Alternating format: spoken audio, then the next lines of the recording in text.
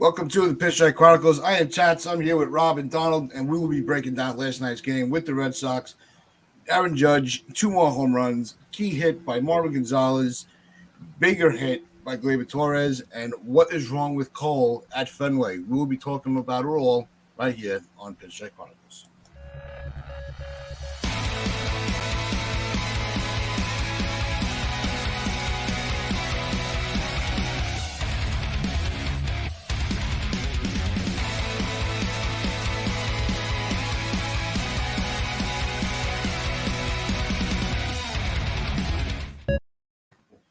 Well, it took extra innings to get it done, but the Yankees did get a well-needed win in Fenway last night, especially after the series with Toronto and Tampa going the way that it did. We were able to gain a game in the loss column on both teams after they split their doubleheader. But I want to lead it off with Aaron Judge because what he's been able to do, especially now that you're seeing that he's getting that protection back in the lineup, how dangerous he is in that lineup. Because it's not just the home runs, it's not just towering shots.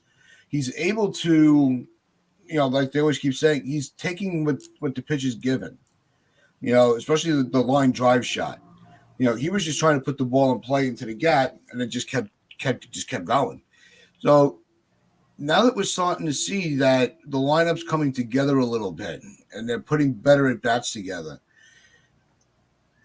it's almost like, hitting the 61 mark is almost inevitable at this point. Even though we already knew it, as it gets closer, the confidence is growing that Aaron Judge will be the new American League leader in home runs. Yeah, he's knocking on the doorstep, or at least he's in the driveway. I'll say that. He's getting close to the door. He's the MVP. We've said it. We can't say it enough. It's not Ohtani. It's Aaron Judge. I don't care how many strikeouts Ohtani has. I don't care what his ERA is. Aaron Judge has put this team on his back from start to finish, as far as I'm concerned. It's his team, and they're not in the position they are without Aaron Judge. And he once again did it last night. Hit the line drive, like you said, the other way, and then he's hit the towering shot over the monster. He can do it in any way he wants to, and he's still got plenty of time to reach. Even if he doesn't get to 61 or 62, the fact that he's matched A-Rod's number, which is the most we've had since Maris in a single season, that's impressive in its own right, and he's continuing to just show us how good of a player that he is. And this is still not a great lineup hitting behind him. Stanton still hasn't really fully gotten back to it yet from his injury. And then behind that, Torres is still, he was good last night. He's been good lately, but shaky. And then there's Donaldson and all them guys behind him. So it's still Aaron Judge's show, and he's still carrying this team. No, there's still, there's a lot of work to be done in the lineup around Judge, but you're seeing some progress. And I'd rather see some progress than what we've been seeing. Donald, is there anyone in particular you think is starting to come out of their summer-long slump to give Aaron Judge some help? I want to talk about Aaron Judge. No, there isn't anybody else. This is the Aaron Judge show, man. 57 home runs. What we're witnessing right now is a season that will be talked about 50 years from now. Yeah, it'll be talked about beyond our lifetimes. It's that good. It's something that our viewers' kids will be learning about, from our viewers, and it's going to be passed on through the generations, is a better way of putting it. It's going to be passed on through the generations. It's going to be one of these years where they're going to look through the history books and see Aaron Judge's name there. He will beat 61. And then there will be a new debate as to whether he is the rightful home run champion over Barry Bonds, even if he doesn't reach 73, just due to the controversy surrounding Barry Bonds and Sammy Sosa. Sammy Sosa was 66. I mean, Judge is on pace for that. He could do it. But what's also amazing is Judge is doing this from the leadoff spot. He's doing it from the 2-hole. He's doing it from any spot in the lineup. I mean, for the leadoff spot, he's hitting all those home runs. It's incredible. I was watching the game yesterday. I was surprised that the first question he got is from the ESPN reporter, Are you surprised that they're pitching to you? What's he going to say? Yeah, why are you pitching to me, damn it? What are you expecting him to say? That's a dumb question. But, I mean, thank God they are pitching to him because he's doing some unbelievable things, and it will be talked about in the annals of history, not just Yankee history, but baseball history. Yeah, I think the home run, the number of home runs with Bonds and Sosa, as tainted as it is, and as much as it sucks that it happened, they are still the numbers in the record books, whether we like it or not. So I think that is still the number. I think it's very strange that, and it works in Judge's favor this year, that they're calling it the American League leader. Not Then just, put them in the Hall of Fame. If their home run records count, and just put them in the Hall of Fame because rightfully so. What they You did can't have then, one without the other. That's my only argument. No, exactly. It was almost like the whole situation with Maris when they had to add the asterisk. Yeah, when they had that whole narrative because he didn't do it in the same amount of games as Babe Ruth. We may not like the way that they go about their business with who's the rightful home run, but Maris is the one that is still the one that's pure, and I think that's why we get hung up on the steroid era. Although you have a bunch of guys before then, in the 60s and into the 70s a little bit.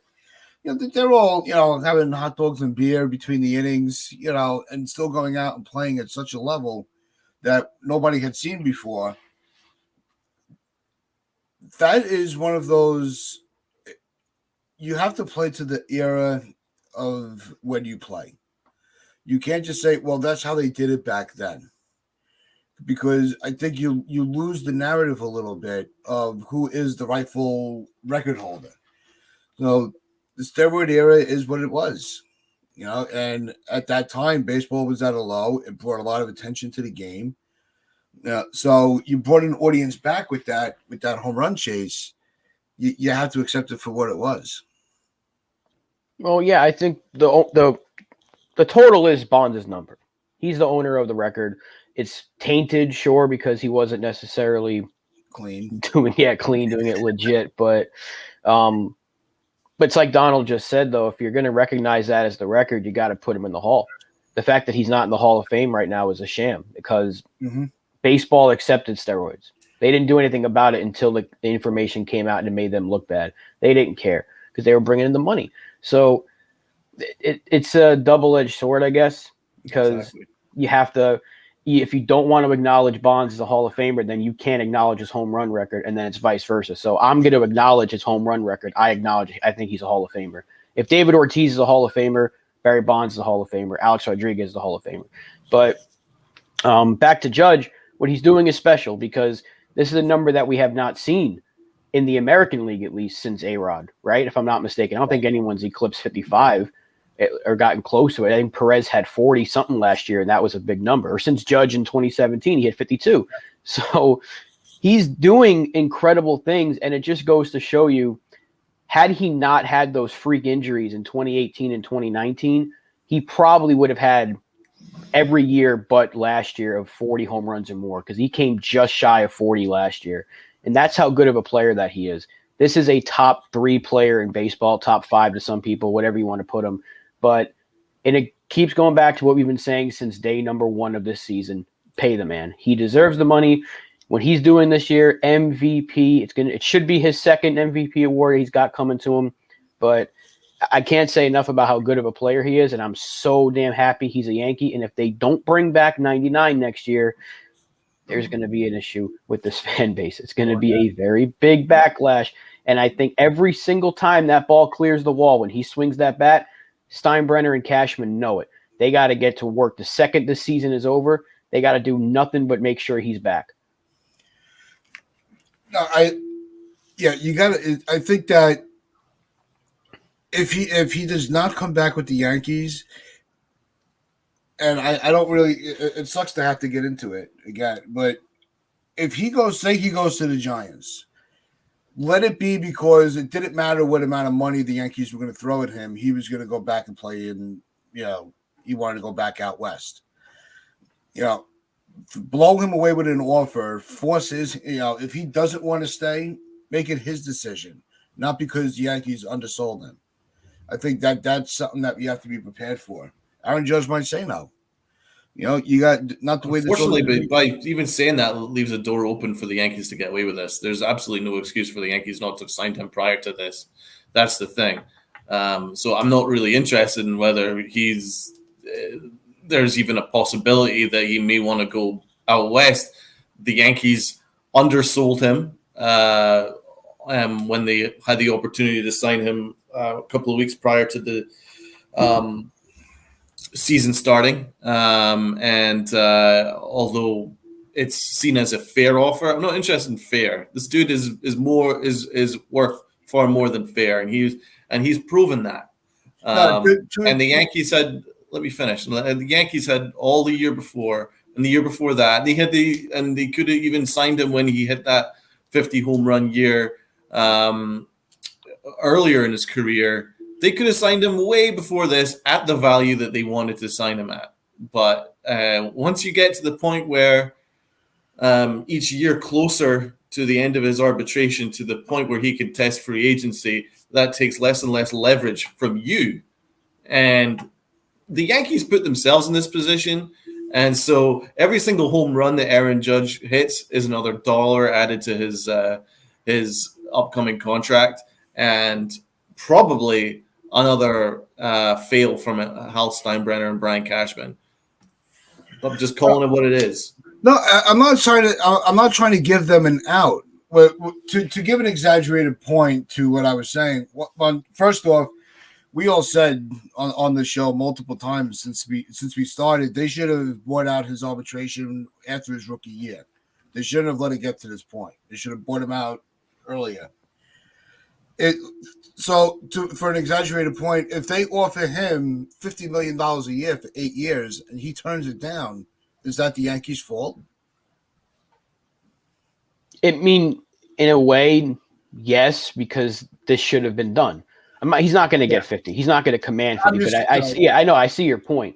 But the fact that they didn't sign him or they didn't give him a better offer than what they did. We can call it fair because I do think it was a fair offer. But like Donald said, he deserves more than fair. He's the face of your franchise. He is the next captain. He is what Derek Jeter was for us growing up. That's what Aaron Judge is for the Yankees right now. I don't care if anyone wants. I don't care.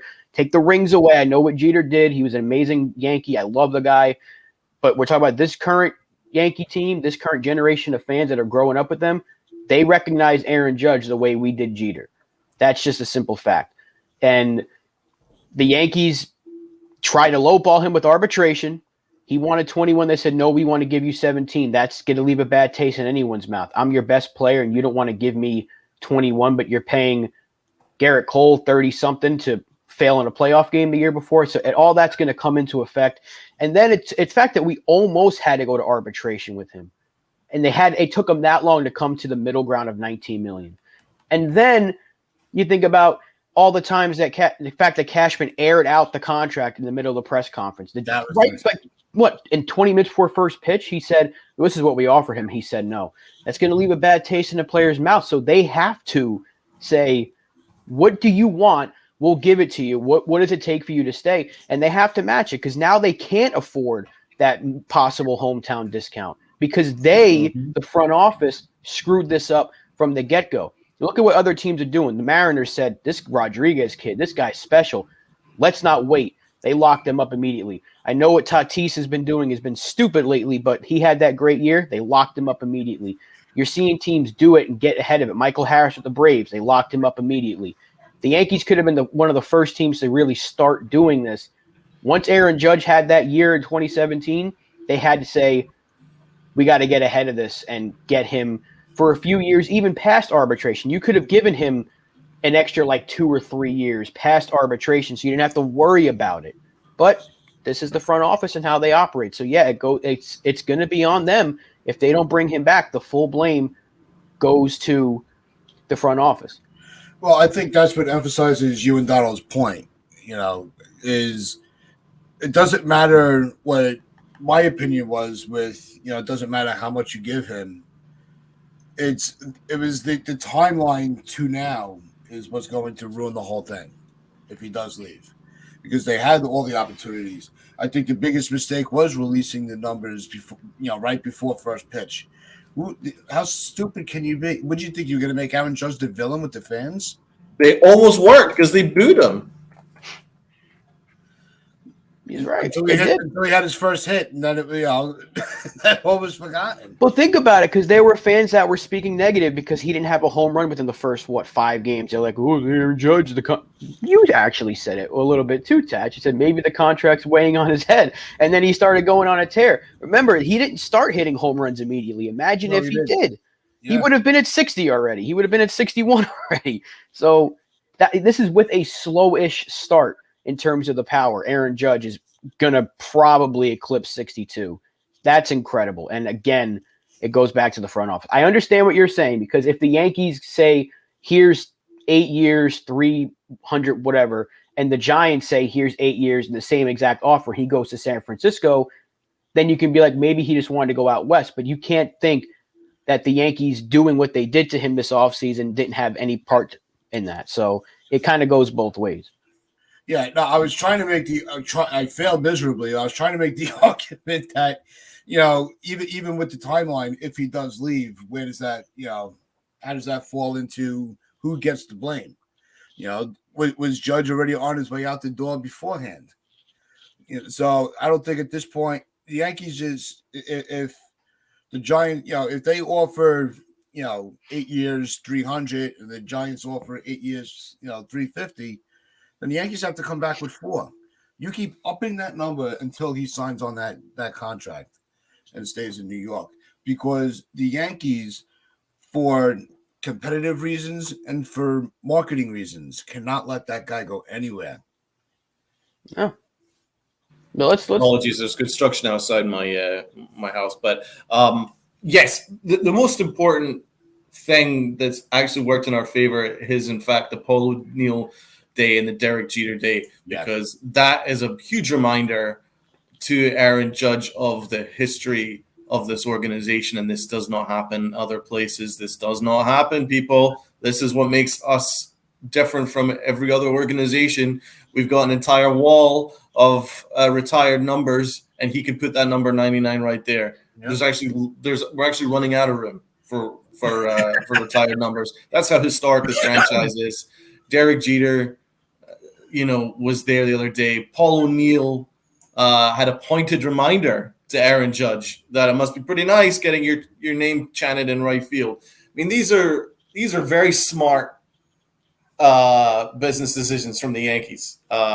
And also, Aaron Judge knows better than anyone. He's now put in the pantheon alongside Mickey Mantle, Roger Maris, and Babe Ruth for his home run records right now. They're all Yankees, right? And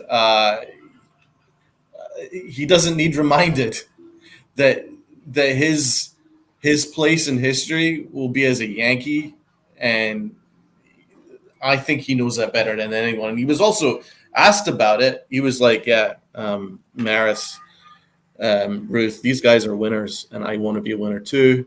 Hopefully I can be a winner too for this team." So, it's the right answer. I think he knows. I think he was more than aware. And also, he is a leader. If you saw the way he spoke to Oswaldo Cabrera after his base running mistake, he is a leader of men out there. And I think that he's growing into that role each year. He's getting better at that. And I think he's aware. After this last little while, I'm starting to get more confident that we'll come to some kind of an agreement. I've been kind of flip-flopping both ways because his answers have been, kind of the same. He's kind of flip-flopping both ways. We're not really sure what he's really thinking. But I think in the end, the Yankees know which side their bread is buttered on, and they have to be smart about this. They cannot take the PR disaster and the economic disaster that it would be to let Aaron Judge go. No, you're right. And there, before we get on to the rest of the game, because we just we went on for 20 minutes.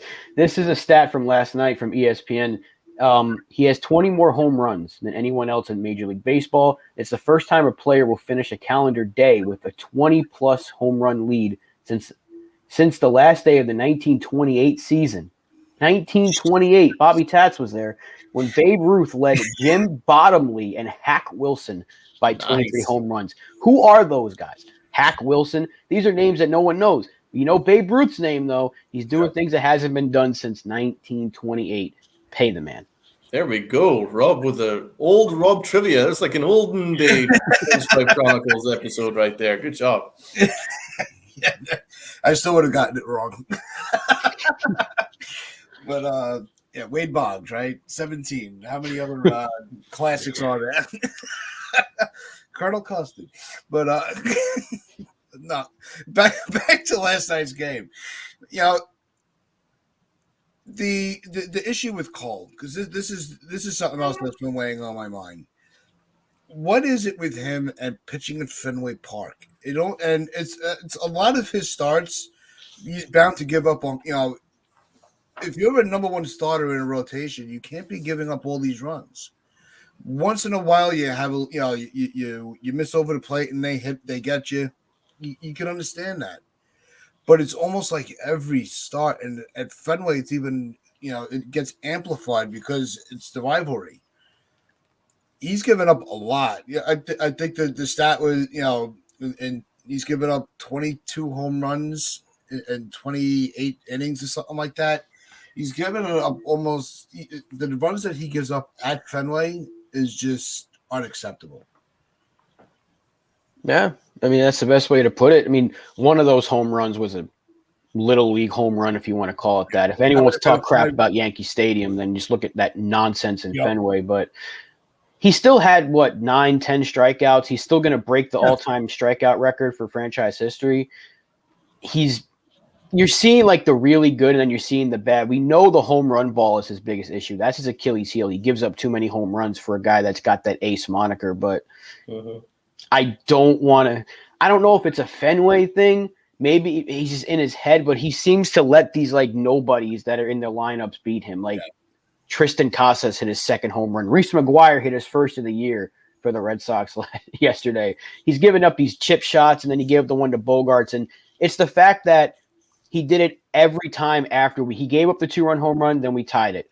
And then he gave up another, and then we tied it. And then he gave up another, and you're like, stop. Enough is enough.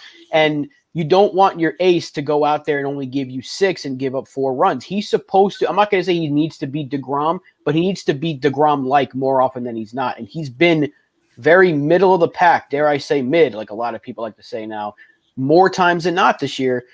And I don't feel very comfortable if we got into like a do or die scenario in the playoffs and he's the guy you're giving the ball to. Is he going to perform? And that's not something you want to say for your ace.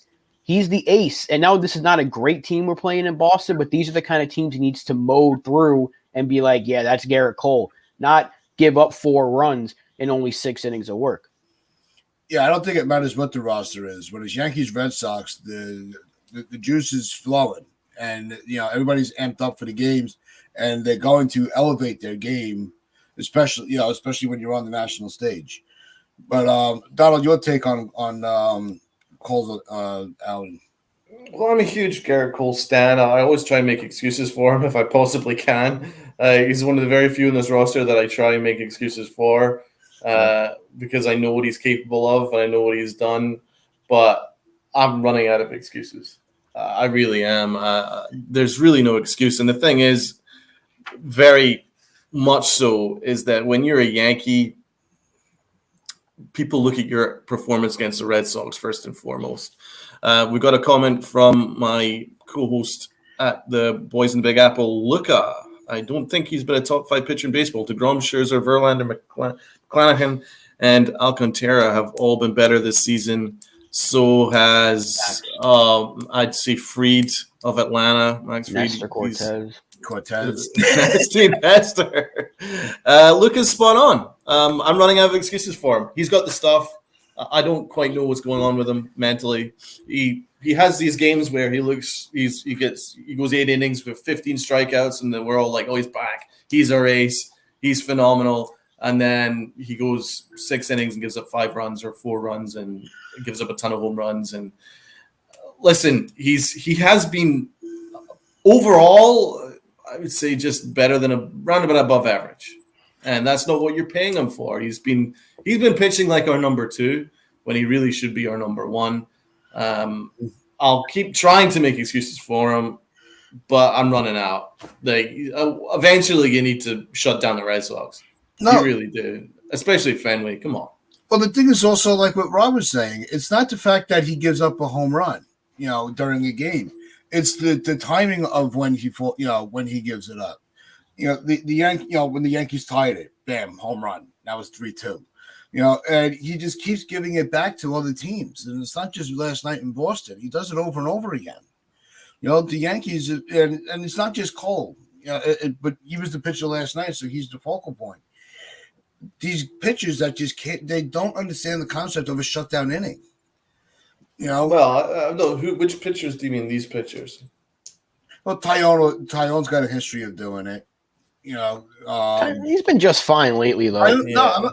It's the shutdown innings. It always seems like every time we make it a game again, those are the innings that the pitchers struggle. Yeah, I can see your point because last night when Gleybor hit the 3-run double, then Clay Holmes is back out for the bottom of the 10th, and we almost blew that one. Higgy lets the ball get by him, and the tying runs in scoring position, and it's like, could you just get 3 outs, please? So what did you think of Boone's decision right there? To leave Holmes, I didn't like it. I just said on the show yesterday, I don't trust Holmes right now, and the fact that he let him back in for a second inning, I was like, what are you thinking? And then it almost backfired. I would have used Loaizaga later in the game. Loaizaga would have been my guy that I'd go for 2 innings, but you kind of limit it until you get Efros back because he's that multiple inning guy you can use. I guess I really don't trust Holmes, man. I really don't trust him. I don't. I mean, even in that 10th inning, he got away with it because he left a hanging slider that the guy whiffed on. It was only 80 miles an hour. I'm surprised he whiffed on that because that was a beanball, and that really should have been game, set, match. I don't trust Holmes at all. I would even consider, and it sounds crazy, maybe we can get into this in another episode, looking at Severino as a potential closer and put Holmes in the 8th inning role. I think Severino's got that stuff where he could be a closer. He's got the fastball, 100-plus miles an hour. I think he can even ramp it up further because he's only going to pitch for an inning or 2.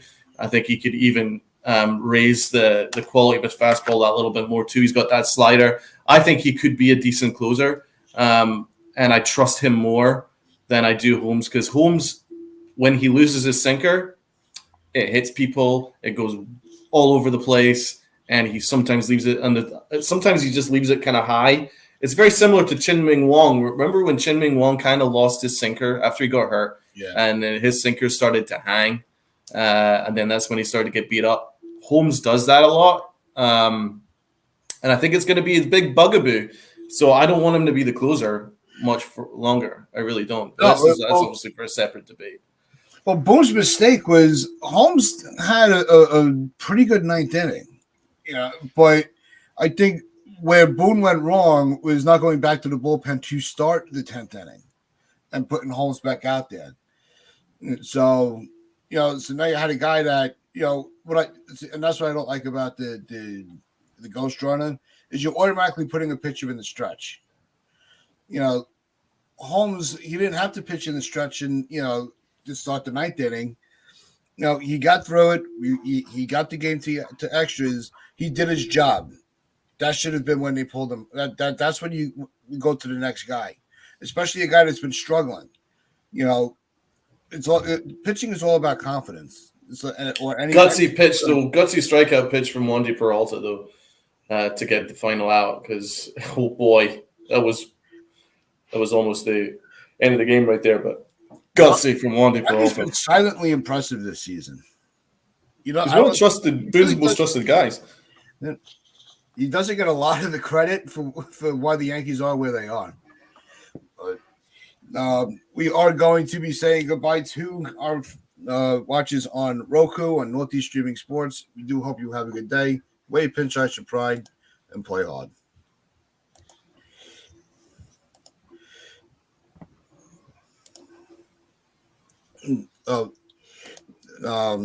With the the rest of the offense, all right, that we had with Marvin Gonzalez, Gleybor Torres, that was really a more of an impact on the game than we realized because we haven't been getting anything from those guys. The fact that Marwin's starting to put better bats together, that he's playing every day, waiting for LeMahieu and Rizzo to return. How can the Yankees afford to ride this wave of his play right now? Gleybor? No, Marwin. Oh no, God! Once the first base, once Rizzo's healthy, you put him back in there. Marwin Gonzalez, I guess you have no choice to play him right now. He's the only guy that can really play first base on the roster, unless you put Andujar there. But I don't think they trust that. And they talked about Cabrera, but I don't think he should go there because he's so good in right field. But right now it's Marwin and nobody else. So they had Ronald Guzman, but he stunk it up for the day that he was starting. So that's terrible. I'd rather Marwin. It's Marwin until Rizzo's healthy. No. Donald, what do you think about how Marwin's been able to play with the injuries? We know it's very temporary, but can he, with consistent play, can he be a contributor to the success? Well, I mean, he already kind of is to an extent. With the Rizzo being down, we needed someone to step up. We needed someone to play first base because Guzman was a failed experiment. He completely embarrassed himself at major league level, Guzman. So, we've gotten something from Gonzalez. He's not a good first baseman, but he's made one or two decent plays, and he's squared up on a couple of balls, and he's been okay, man. That's all we can ask for him, considering the situation we're in. The fact that we've got 3 straight wins, considering how against obviously division opponents, considering how backs to the wall we are, our only hitter is batting leadoff, is a decent sign. But it is Gonzalez, man. It's kind of crazy that we're in this position in the first place. But the Yankees don't have a first baseman in the 40-man. Let's be quite honest about it. Apart from Rizzo, who is? I mean, you're gonna have to convert Wells into a first baseman. They're already trying Oswaldo Cabrera to play first base. I mean, why not? He's been playing right field, third, everywhere.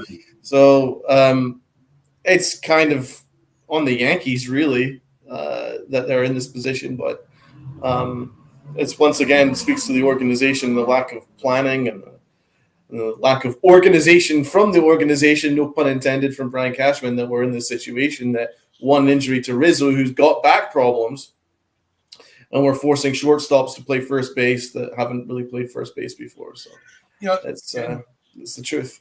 Yeah, it's just such a head scratcher when you look at the roster and our depth. We've got 50 shortstops, and we can't find one first baseman. It's what are they trying to not prove to themselves? At this point, I'd rather Greg Bird play first base, but he's gone from the organization again. I mean, the fact that they had Ronald Guzman as the next man up, had he not got caught cheating, not Rob Brantley, what the hell is his name? Derek Dietrich probably would have been up here playing first base a little bit, but he's suspended. Oh, wow. That was another guy who I'm not quite sure even exists. Yes, that was really our option. Our first base depth chart after Rizzo and LeMahieu was Marwin Gonzalez, and then it was minor leaguers who you've never heard of. So they're going to have to figure out, I think, like Donald just said, Wells converting to first base might be the future move for him, because we have Rortvet, Trevino, who isn't old or anything. So you still have Higgy on the roster. They have other catchers coming up like Gomez and Josh Bro. So someone's going to have to move to first base. They need organizational depth, and they're going to have to move somebody over there. It's probably going to be Wells, unless it's a guy like Trey Sweeney, but he's got a good enough arm that maybe you convert him to an outfielder. So we'll see what they do. But I think for now, you have no choice but to put Marwin Gonzalez out there. And that's a shame because aside from that home run yesterday, he's been absolutely terrible for about 2-3 months now. What was that terrifying news about Tyler Wade? Do you think he's going to end up being on the roster soon? He's on the taxi squad. So Yeah. I think at this point, you're probably going to see them send down Peraza because they're not playing him. You know, and then there's just I'm going to hit the roof. I'm going to go nuts when that happens. And it's a when rather than an if. I'm absolutely sure of it. The Yankees have no idea what they're doing with their top prospect, who's played really smooth shortstop. He had a 3-hit game already. It wasn't even last week that he had a 3-hit game. And the Yankees have been very quick to move on from him. Yeah, they have to play IKF. They have to play Donaldson. They have to. They absolutely have to. You can't take them out of the lineup. You could have kept the exact same lineup yesterday because that's one thing I will give them credit for was the same lineup with Trevino instead of Higgy. But you could have just put Peraza in there over IKF. One grand slam should not earn you like 2 weeks of nonstop playing time. I'm sorry. And he was better playing at third. He was better at third. He's actually comfortable there, yeah. What about Aaron Boone pinch hitting? What about Aaron Boone pinch hitting for Aaron Hicks? I learned I'm going to stop saying stuff because I said yesterday he better not ever step on the field again in a Yankee uniform. And the very few hours later, he's pinch hitting in a big spot. At least he drew a walk. So, but again, it goes back to our injuries. We have nobody on the bench, and they could have used Peraza there, but then people would have said, well, you're putting the kid in there for, in a tough spot, but he would have been a better at-bat than Hicks in most scenarios. At least Hicks drew the walk, but my goodness, I'm so sick of seeing him. Yeah. It's really more disturbing. I don't really care what outcome, even if he got a single. Lack of accountability, man. When you quit on the field, you should not be allowed on the field. It's as simple as that. He quit on his teammates. He quit on the organization. And then the Yankees can't wait to find an opportunity to get him back in there. And he played left field again. Let's not forget he was put out in left field again yesterday. So, I mean, it's fine. You quit. You quit on the field. No problem. We'll give you a couple of days just to make it look like we're taking accountability. But we're not taking any accountability, really. It actually disgusted me that he had any place on the field yesterday. Really, when you quit on your team, that's a loud statement. You shouldn't have been allowed wearing. The only time you should be wearing pinstripes is if that's the color of his golf pants when he's golfing in Florida or wherever the hell he's golfing. I'm still pissed at that, and I'm still not forgiving the Yankees for that.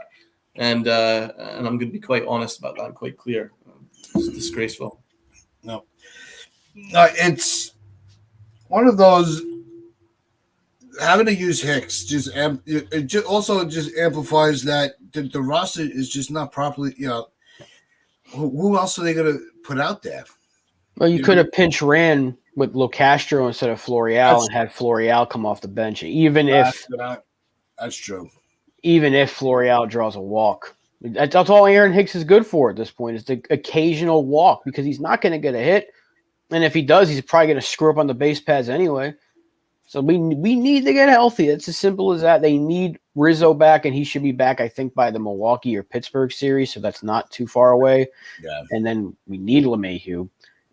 My God, we miss Matt Carpenter, and we miss Andrew Benintendi. That was what we talked about yesterday. Benintendi being hurt puts a wrench in this whole thing because he would have been out there. We'd have never had to worry about seeing Aaron Hicks in left field. Benintendi would have made that catch, and Aaron Hicks didn't. Yeah, both catches. Well, Florial would have made the catch. Cabrera would have made the catch. Judge would have. I would have made the catch. Rob would have made the catch. That's I'm not completely sure of, but definitely us two would have made the catch. I would go for it. You wouldn't have quit on the play. I'll give you that. Absolutely not. Fucking ridiculous. Guy, get him so far off this team. But on a positive note, Gleybor Torres stepped up. Yes. And won the game for the Yankees. Bases clearing, double. Could be a season changer. I'm not buying it, but could be. It could be one of those moments. One of the things I liked was the camaraderie when Florio fell on his ass. and came home. It seemed like there was a lot of banter back in the dugout. That's a pretty good sign. I think there may be a little bit of team chemistry still remaining. But yeah, it was all about Gleybor Torres. Did really well, man. He waited on his pitch, got his pitch to drive, and drove it the opposite way. Always a good sign if you're coming out of a slump. If you're hitting the opposite way to right center, it's a very good sign that you're coming out of it. Maybe Gleybor Torres is coming out of it. That was a big moment for the Yankees this year. A loss in Fenway, especially with the series going on between the doubleheader between Toronto and Tampa. The Yankees needed to get that game. And so credit to Gleybor Torres for coming through. Yeah, what you're seeing from Torres is a level swing, hitting to the opposite side. When he's able to hit all over the field and not just pulling everything, that's when that's what he's supposed to be doing. That's what we've expected him to be doing. And that is when he's putting his better at bats together, whether every at bat is successful or not. When you're trying to use the entire field, because there's a reason why it's so freaking big, is you can hit it any way you want. So that's where Torres is. That is one of those at bats. You don't know what's going to happen tonight. You can go over for all we know. But it would have been quicker just agreeing with me and moving on to the next topic. So, all right, next topic. All right. Let's see. Who's pitching tonight now? Oh, that was the other thing. With the MLB app, they really got to step up their game because they had me all screwed up yesterday while waiting for the. I think it was maybe 20 minutes before the game they finally put up who was pitching after we all knew about it. Well, Nestor's going tonight, so yeah. Well, that they had that they have, but I'm looking like it was almost like a half hour before game time. And I look on the MLB app and it's still said to be determined. I'm like, what the frick are you guys doing? Do you think there's going to be an innings limit on Nestor in this game, or do you think he'll be free to go 100 pitches? I think, 50 pitches they had him on a limit for the first time, his first game back. Maybe 80? 60, 65. That kind of buys you like maybe an extra third of an inning, depending on extra third, 2/3. I would say maybe like more towards 75, 80 pitches, because I still don't think that injury was as big as they made it out to be. No, that was innings pitching. 100%. I think they wanted to give him rest. And they're just trying to save his arm until we get to the playoffs. So if you keep him on a little bit of a limit, because we're going to get Severino back and we're going to have an extra starter.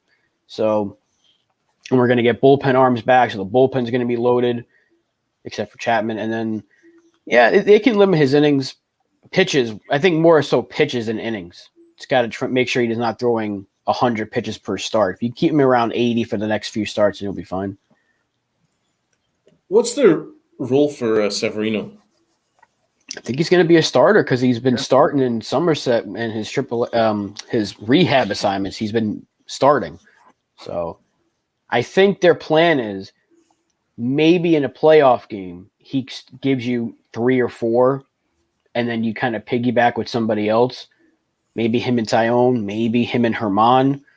I don't know who starts the game because, Cole, Nestor, and Montas are almost guaranteed starts. It's just you have 3 other guys after that, and you're not starting 5. You're not going 5-man rotation in the playoff series. So you really need like 2 other guys. So they're probably going to use Sevy as a starter, maybe as a piggyback guy that can give you a few innings after a guy like Tyone goes 3 or 4.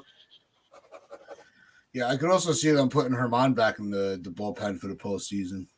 Because they've done that. But Herman, he's earned a spot. He's earned a start. Pitched very well. Pitched very well. It's it's going to be. I don't know what the hell they're going to do. I'm curious to see what I would love to be. Not that actually I don't want to be in their mind. That's a scary place.